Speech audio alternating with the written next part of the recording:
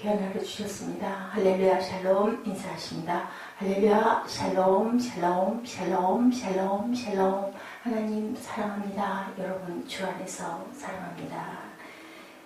비전너리 꿈을 가지고 살고 있습니까? 라는 제목으로 느헤미야 7장 61절에서 73절까지 저희 말씀을 나눠봤습니다. 꿈을 가진 사람과 꿈이 없는 사람 차이 참 크죠. 꿈하면 요셉 생각이 납니다. 그 어려운 구덩이에 빠지고 또한 노예로 또 감옥에 그렇게 있으면서도 절대로 꿈을 잃지 않았던 그런 요셉, 누구를 원망하지 않았던, 원망하면 분냄이 있죠. 분냄이 있다 보면 잘 될 수가 없습니다. 결국은 나를 위해서 누구를 원망하거나 미워하지 말고 용서하라고 주님 말씀하셨죠. 꿈의 유무는 한 사람의 머리에서 아주 작은 부분의 차이일 수밖에 없는데도 불구하고 꿈이라는 단어가 그 사람의 머리에 들어가고 들어가지 않고 초음파로 아무리 찾으려도 차이를 찾지 못하죠. 당연히 찾을 수가 없는데 꿈이 있는 사람과 없는 사람은 하늘과 땅의 차이, 우리가 생명과 사망과 같은 그런 차이 그렇게 느낍니다. 그런데 그 자그마한 차이가 그 사람의 인생을 바꾸죠. 우리는 우리 인생을 참으로 풍요롭게 하는 꿈을 과연 나는 가지고 있는지 그렇지 못한지 나의 가슴을 정욕케 하는 꿈을 여러분들 가지고 계십니까? 이스라엘 백성들이 왜 돌아왔어요? 우리는 요셉을 꿈 있는 사람으로 생각하는데 요셉의 형제들로 구성된 이스라엘 백성은 꿈이 있는 백성들이었었죠. 이들의 믿음의 뿌리라고 할 수 있는 아브라함도 하나님께 비전을 받고 그래서 본토 친척 아가비 집을 떠났습니다. 결국은 하나님께서는 우리 마음속에 뭐를 꿈씨를 다 심어주셨다는 거죠. 믿음의 씨, 그게 바로 살아있는 꿈의 씨입니다. 우리의 생명이죠.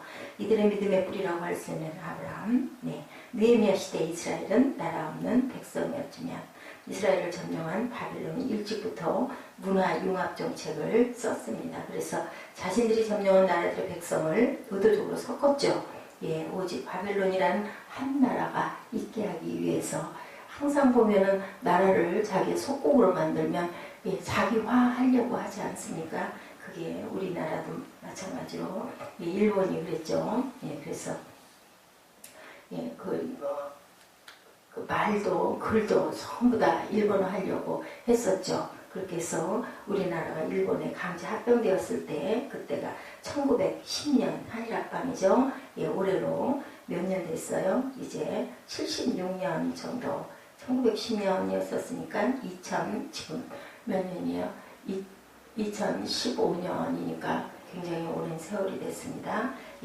1910년이었었습니다. 그런데 일본에 끌려갔던 사람들 보면 이제 3세들이 대부분 한국어를 하지 못해요. 이제 86년밖에 안 되었는데 그리고 우리나라는 다시 독립해서 나라가 살아있는데도 그렇게 한국어를 잊어버리고 살고 있습니다. 이스라엘은 지금 142년이 되었는데 자신의 모든 것을 내려놓고 귀환합니다. 언어의 혼동을 이야기하자는 것을 통을 보면 그들은 후세 교육을 잘 시켰던 거죠. 절대로 잊어버리지 않고 가정에서 어머니들이 아이들을 정말 하나님 말씀을 가르쳤을 거예요. 그들은 말씀에 기록된 대로 돌아갈 것이라는 뭘 가지고 있었을까요? 꿈을 가지고 있었던 거죠.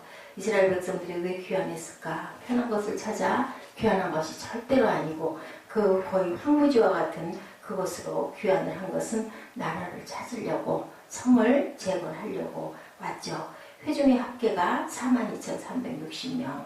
그렇게 많은 숫자가 아니에요. 그죠? 우리나라로 보면 노비는 7,337명. 노비가 있었다는 것은 무슨 뜻이에요? 그 사람들에게 하인들이 있었다는 뜻이면 그렇게 어렵게 살지 않았었구나라는 것을 알고 있습니다.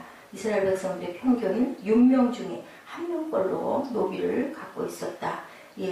회중의 합계가 42,360명에 노비가 7,337이었으니까 그렇죠. 한 가정당 한 명의 노예가 있었다. 이 당시에 가난한 사람들도 많이 있었을 것인데 참 많은 사람들이 아주 넉넉한 삶을 살았다고 그렇게 의외로 그렇게 보여집니다. 바벨론에서 이주해온 사람들이 더욱더 넉넉했던 것 같죠. 그래서 나귀가 6,720마리나 됐다고 합니다. 나귀는 사람이 타는 용도죠. 그렇다면 이 나귀들은 멀리서 이주해온 사람들이 타고 온 것들이었을 것입니다. 많은 사람들이 나귀를 타고 올 정도로 부유했다. 부유해서 부족한 것이 없는 사람들이 나라를 찾아서 온 거죠. 하나님께서 그들에게 말씀하신 꿈을 가지고 그들은 살았기 때문에 언젠가는 우리가 우리나라로 돌아갈 것이고 우리나라를 찾을 것이다 라는 꿈을 잃어버리지 않았던 사람들. 오늘 우리는 어떤 꿈을 과연 가지고 있는지, 어떻게 하고 싶은 건지, 편안함과 안락함들을 다 말하죠. 과감히 버릴 수 있는 그런 꿈, 과연 있는지, 우리 후손들에게 대대로 전해줄 수 있는 그런 꿈, 언어를 배우고 믿음을 배우는 것, 그거는 우리 현실의 그냥 기본이잖아요. 언어와 믿음은. 그 현실 속에서 굳세게 지킬 수 있는 꿈이 있는지 우리가 생각해도 우리의 가슴을 뜨겁게 하는 그런 꿈 여러분들 가지고 계십니까? 어떤 족장들은 역사를 위해서 보조했고, 방백은 금 1천 다락과 대접 50과 제사장의 의복 530보를 보물복관에 드렸고, 이렇게 나와 있습니다. 어떤 족장들은 금 2만 디립과 은 2,200만회를 역사국관에 드렸고, 국관도 이름들이 다 있죠. 그 나머지 백성은 금 2만 다립과 은 2,000만회와 제사장의 의복 67벌을 드렸느니라. 70절에서 72절에 이렇게 증거하고 있습니다.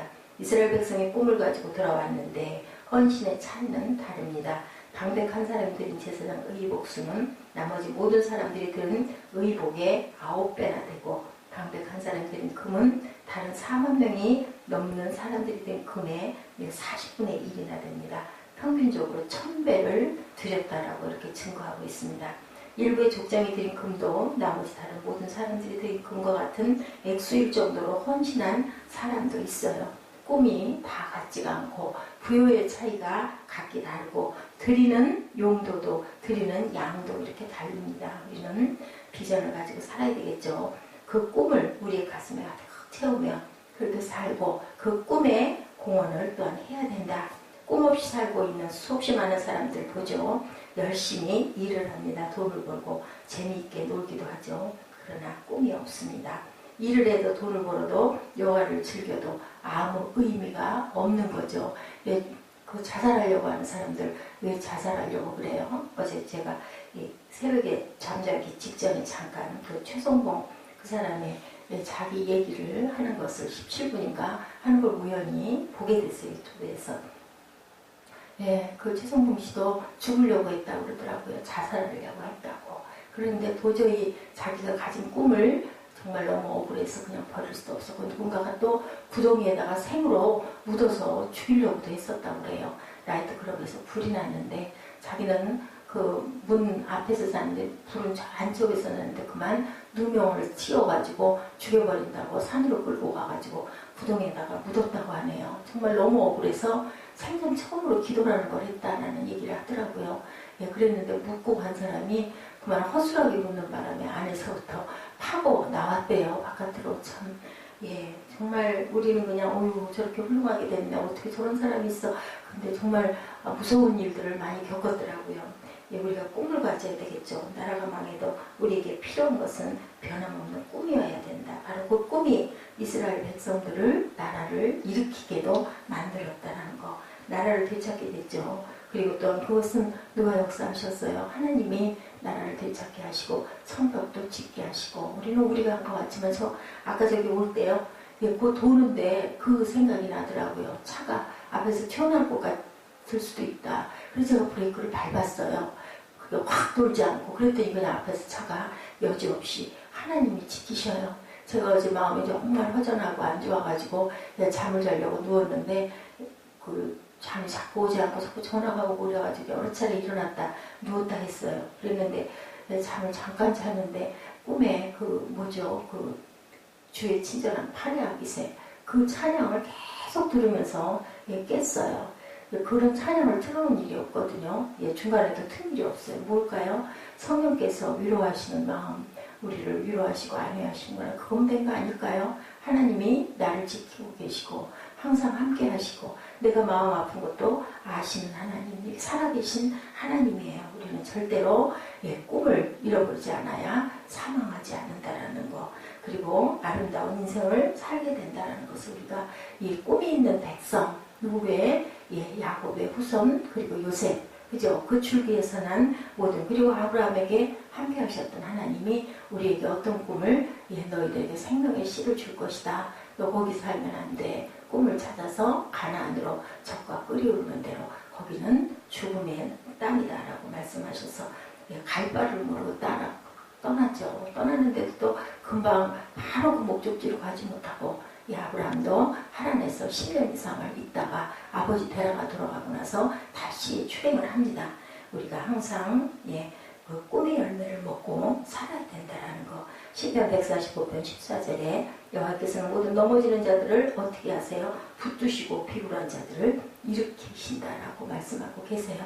넘어지려고 할 때 아주 넘어지지 않으면 누가 주께서 우리를 함께 하시기 때문에 항상 붙드신다. 얼마나 감사한지 이제는 정말 그런 순간순간들을 우리가 민감하게 깨어서 잘 포착해야 될 줄 믿습니다. 정부를 발견하기 위해서 누가요? 에디슨이 2만 번이나 실험을 하고 실패를 했는데 기자가 물어볼 때 어떻게 그렇게 많은 실패를 하면서도 포기하지 않았느냐 하니까 뭐라고 그랬다고 그래요? 나는 실패를 한 게 아니라 2만 번의 단계를 내가 겪었다라고 얘기를 했다고 그러죠. 문제를 환영하라고 문제 속에 성공의 해답이 들어있다. 약점이 없는 사람은 없지만 반대로 약점을 통해 누구든 성공을 할 수 있다. 마음만 먹으면. 그죠? 2만 번 동안을 어떻게 그렇게 끈기 있게 꾸준하게 갈 수 있었겠어요. 그거의 차이예요. 다른 차이가 아무것도 없습니다.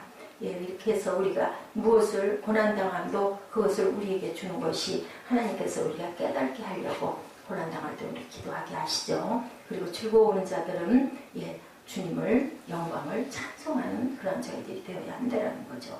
항상 청년의 시인 몰트케가 그렇게 말합니다. 청년의 실패야말로 그의 성공의 척도다. 실패를 통해 어떤 생각을 했는가, 절망했는가, 후퇴했는가, 아니면 용기를 얻어 다시 일어서 전진했는가, 실패 뒤의 선택으로 그의 인생이 결정된다. 꿈을 가지고 있으면 청년이라고 그러죠. 나이가 중요한 게 아니라 꿈이 없으면 젊은이도 노인이라고 그런 얘기가 있습니다. 실패는 누구나 하는 거죠. 사람은 나이가 들면서 점점 실패를 두려워해서 그죠? 겁을 내게 됩니다. 뭐든지 자신이 없어져요. 중요한 건 자신이에요. 지금 사무엘하고 시험 공부를 한다고 질문을 하는데 동인지 선지 그 공간을 잘 못해요. 달이 뜨고 지고 하는 거, 해가 뜨고 지고 하는 거 너무 잘하는데 달이 뜨고 지고 하는 거 모르니까 얘가 말을 그냥 자신이 없으니까 그 외웠던 그 부분이 그냥 보니까 무의식으로 튀어나오더라고. 근데 그냥 옵조려져가지고 그래서 그렇게 하면 안 틀리니? 하고 물어봤어요. 작게 얘기해도 틀리는 거 틀리는 거고 크게 얘기해도 틀리는 거 틀리는 거야. 그냥 폼이나 나게 큰 소리로 얘기하라고. 왜냐면 맞은다고 해가지고 애가 아주 초음해가지고 조그만 소리로 기어들어가는 소리로 얘기를 하더라고요. 우리가 도전을 피하려 하지만 실패는 인생에서 절대로 피할 수 없는 과정이다. 지금 우리가 걷고 있을 때, 말을 할 때, 밥을 먹을 때 간단한 일들도 수많은 실패 결과 우리 어렸을 때 그저 걸을 때도 얼마나 많이 엉덩방아를 찢습니까? 밥숟가락 입으로 집어넣을 때도 그렇게 금방 한 번에 예쁘게 잘 먹지 못했어요. 흘리고 먹고 애기들이 그러지 않습니까? 우리에게 늘 나를 위한 기도하고 힘을 주시는 주님이 어디에서 우편에서 우리를 바라보고 코란되어 하나님께서 항상 바라보고 지키고 계신다는 것을 절대로 하나님께서만 우리를 지켜주시고 인도하신다면 겁낼 것도 두려울 것도 없어요. 그죠? 천국 데려가시면 더 감사한 거고 세상에서 우리가 해야 할 일이 아직 남아있으면 하나님께서 지키신다라는 것. 낙심하지 않는 선한 마음으로 오늘도 용감하게 도전하시고 하루를 승리하시는 저와 여러분 되시기를 주님의 이름으로 축복합니다. 기도하십니다.